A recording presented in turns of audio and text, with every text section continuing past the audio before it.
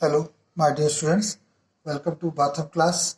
Again हम discuss करने जा रहे हैं रिफ्लेक्शन, बट इसमें हम डिस्कस करेंगे रिफ्लेक्शन का question in use of graph paper. तो हम ग्राफ पेपर को तो नहीं यूज़ करते हैं, लेकिन हम जो ग्राफ पेपर पर काम करेंगे वैसे ही हम यहाँ पर आपको दिखाने की कोशिश करते हैं। तो सबसे पहले ग्राफ पेपर पे आप क्या ड्रॉ करते हैं? एक लाइन। तो आइए सबसे पहले एक लाइन ड्रॉ करें, एक एक्स और वाई एक्सिस को हम बनाएं, जिससे कि ये हमारा क्वेश्चन क्लियर हो। तो सबसे पहले तो हमने एक लाइन ये स्ट्रेटली ड्रॉ कर ली, और फिर हम एक ये लाइन में हमने एक बनाई, और कुछ मेजरमेंट करते हुए हम इसमें कुछ पॉइंट्स दिखा देते हैं। जैसे हमने लिखा 1, ये पॉइंट हमने कुछ इक्वी डिस्टेंस पर ले लिए। तो जैसे आप ग्राफ पेपर में सॉल्व करते हैं, वैसे ही हमने यहाँ पर इसको सॉल्व करने की हम कोशिश कर रहे हैं। ठीक है, इसी तरह से हम इधर देख लेते हैं। तो इसमें जो हम चलेंगे तो एक ये, इसी तरह से हम ये पॉइंट्स लिख लेते हैं थोड़ा सा। तो जैसे ग्राफ पर तो एग्जैक्ट आपको मिल ही जाएगा, वहाँ तो कोई दिक्कत नहीं है, यहाँ भी कोई दिक्कत नहीं होगी। बस मैं एक तरह का आपको समझाना चाहता हूँ कि अगर ग्राफ पर ये क्वेश्चन आए तो कैसे आप सॉल्व करेंगे।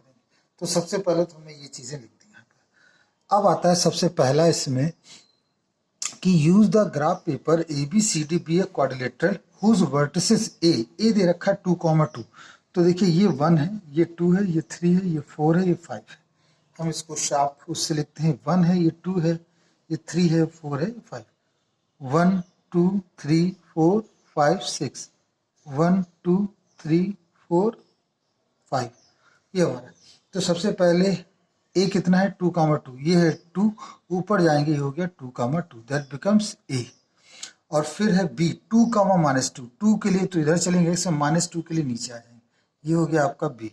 फिर आता है सी के लिए 0 यहाँ पर, और -1 के लिए हम इस ओर मूव करेंगे। सी है 0, -1 के लिए नीचे की ओर मूव करेंगे, तो ये हो गया आपका सी। और फिर लास्ट में आपका आता है डी, और डी मीन्स डी की अगर हम बात करें तो डी हमें यहाँ बता रहा है, डी का कोऑर्डिनेट है 0,1। तो ए ये हो गया, बी ये हो गया, सी हो गया, डी 0,1। तो ये आपका बना, ये आपका डी। तो इस प्रकार से ये आपका एक क्वाड्रिलेटरल दे रखा। तो आइए हम इसको ज्वाइन करा देते हैं, इसको ज्वाइन कराते हैं और फिर देखते हैं कितना क्या बनता है। तो ये लाइन इसके साथ गई, ये लाइन यहाँ पर इसके साथ गई, ये हमने इसको ज्वाइन करा दिया, और ये लाइन हमने यहाँ पर इसको, इस तरह से ये हमें एक प्राप्त हो गया A B C D quadrilateral. हालांकि ये क्या है? ट्रापेजियम है। आइए देखते हैं। इन्होंने कहा reflected quadrilateral A B C D on Y axis, name it as A dash B dash C and D. तो इन्होंने कहा कि इसका एक रिफ्लेक्शन निकालो, किसके अराउंड? वाई एक्सिस के अराउंड, और उनका नाम रखो ए डैश बी डैश। तो देखिए ए का जो कोऑर्डिनेट, अगर हम ए का निकालेंगे वाई एक्सिस के रिफ्लेक्शन तो इधर आएगा, बी का निकालेंगे तो वो भी इधर आएगा।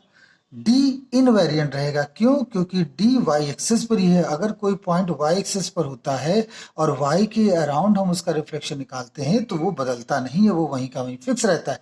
तो ये इनवेरिएंट हो गया। सी और डी कैसे पॉइंट हो गए? इनवेरिएंट। तो सबसे पहले तो हम ए का रिफ्लेक्शन लिखें।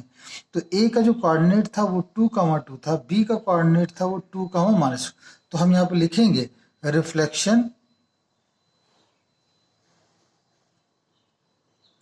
Reflection of A in X Y axis. तो वाई एक्सिस के अराउंड रिफ्लेक्शन हो जाएगा 2 -2, 2। और ये आप दिखाएंगे इसको किससे? ए डैश। इसको आप दिखाएंगे ए डैश से, जैसा क्वेश्चन में कहा। फिर दूसरा reflection of B in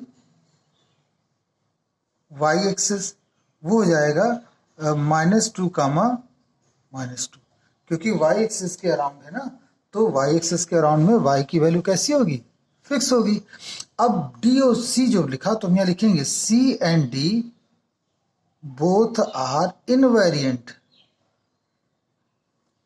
point, both are invariant point because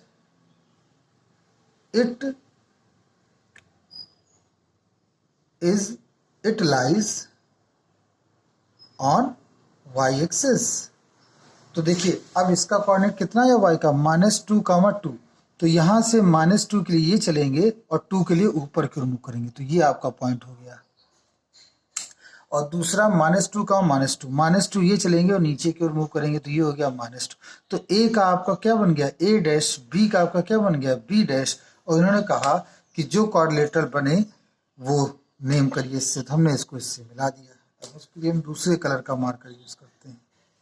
ये देखिए मैंने इसको मिलाया यहाँ पर, और ये पॉइंट इधर मिल जाएगा और ये पॉइंट इधर मिल जाएगा।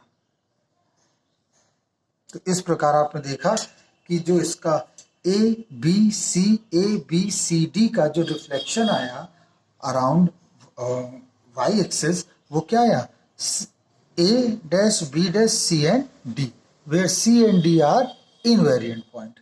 अब इन्होंने कहा second, write down the coordinate of A dash B dash, write down the coordinate, तो हमने बता ही दिया आपको कि ए डैश का कोऑर्डिनेट कितना होगा, ए डैश का होगा -2, और बी डैश का कितना होगा -2, फिर उन्होंने थर्ड पार्ट पूछा, name the 2 points which is invariant under the above reflection.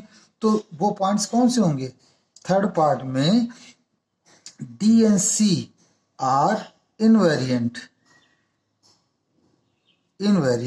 Point. क्यों भाई इनवेरिएंट है, क्या देखिए सी और डी का जब हमने वाई के अराउंड रिफ्लेक्शन लिया तो क्या कोई बदला, नहीं बदला, इसलिए वो क्या हो गए, फिक्स। इनवेरिएंट, वेरिएंट जो बदले, इनवेरिएंट मतलब जो फिक्स रहे, तो ये फिक्स हो गया। नेक्स्ट आपका कितना है, name the polygon A dash B dash C dash, ये A dash B dash C dash का नाम बताइए। तो आप देखिए ये दो लाइनें पैरेलल हैं और ये जो डिस्टेंस है, ये जो डिस्टेंस है आपस में बराबर है, तो हम यहाँ पर ये डिस्टेंस आपस में बराबर है, तो ये हो गया आपका आइसोसेलेस ट्रापेजियम।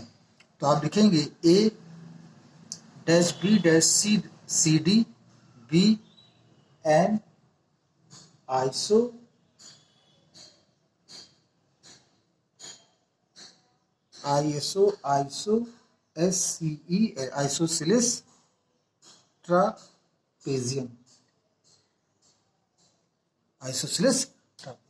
आई होप ये क्वेश्चन आपको क्लियर हुआ होगा। इसमें हमने ग्राफ की मदद से इसको सॉल्व किया, मतलब ग्राफिकल इसका हमने इसको प्रोजेक्ट किया, और आई होप इसको 2-3 बार वीडियो देखेंगे तो आपको क्लियर होगा। Thank you very much.